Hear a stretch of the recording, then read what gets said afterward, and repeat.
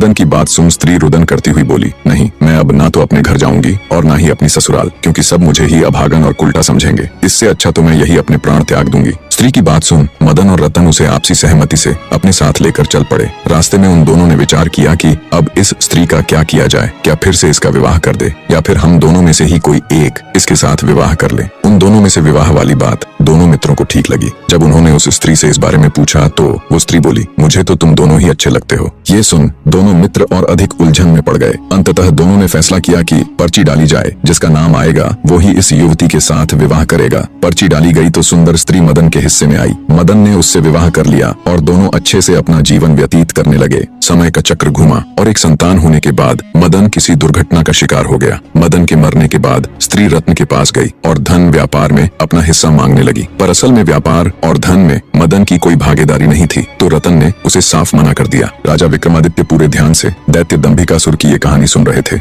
आगे दंभिकासुर बोला तो रतन के मना करने पर वो स्त्री राज दरबार में पेश हो गई। राजा ने जब दोनों पक्षों की बात सुनी तो रतन के हक में फैसला सुनाया और बोला, रतन की दौलत में स्त्री का कोई हक नहीं है। इतनी कहानी कह दैत्य दंभिकासुर राजा विक्रमादित्य से बोला, बता क्या उस राजा का फैसला सही था? दैत्य की बात सुन राजा विक्रमादित्य हल्के से मुस्कुराते हुए बोले, नहीं, अगर मैं उस राजा की जगह होता तो मैं निर्णय लेता कि उस स्त्री को रतन की दौलत में से हक मिलना चाहिए। दैत्य बोला, ऐसा क्यों? राजा विक्रमादित्य बोले, भले ही मदन के भाग में वो स्त्री पर्ची पर उसका नाम आने से आई थी, पर एक प्रकार से वह संपत्ति तो दोनों की ही बराबर थी, इसलिए उस स्त्री को बिल्कुल उत्तराधिकार है रत्न की संपत्ति में हिस्सा मांगने का। राजा विक्रमादित्य की बात सुन दैत्य पूरी तरह उनके जवाब से संतुष्ट होता हुआ बोला, तुमने बिल्कुल ठीक कहा, तुम्हारा फैसला वाकई में उचित होता। आगे दैत्य दंभिकासुर बोला, पर ज्यादा खुश होने की जरूरत नहीं, अभी मेरे 6 सवाल और बाकी हैं। राजा विक्रमादित्य बोले, पूछो दुष्ट राक्षस, मैं तुम्हारे सवालों का जवाब देने ही यहाँ आया हूँ। दैत्य दंभिकासुर थोड़ा हिचकिचाकर बोला, तो सुनो राजा, सिंधुपुर राज्य पर समरवीर नाम का एक बड़ा दयालु और प्रतापी राजा राज करता था। वो अपनी प्रजा की हर यथासंभव मदद किया करता था। एक दिन उसके दरबार में एक बनिया अपने 3 अंधे पुत्रों के साथ आया। सबने राजा को प्रणाम किया। बनिया राजा से बोला, महाराज, मैं इस समय बहुत विपदा में हूँ, कृपया मुझे 1000 स्वर्ण मुद्राएं कर्ज दें, मैं 6 माह बाद वापस कर दूंगा। हे राजन, तब तक मैं इन स्वर्ण मुद्राओं के बदले अपने 3 बेटों को आपके पास गिरवी रख दूंगा। बनिए की बात सुन राजा बोला, आपके 3 पुत्र तो अंधे हैं, भला ये मेरे किस काम के? बनिया बोला, ऐसा न कहें राजन, मेरे 3 बेटे बहुत गुणी हैं। पहला लड़का घोड़ों की पहचान में अद्वितीय है, दूसरा लड़का आभूषणों का अद्भुत पारखी है और तीसरा लड़का शस्त्रों का पारखी है।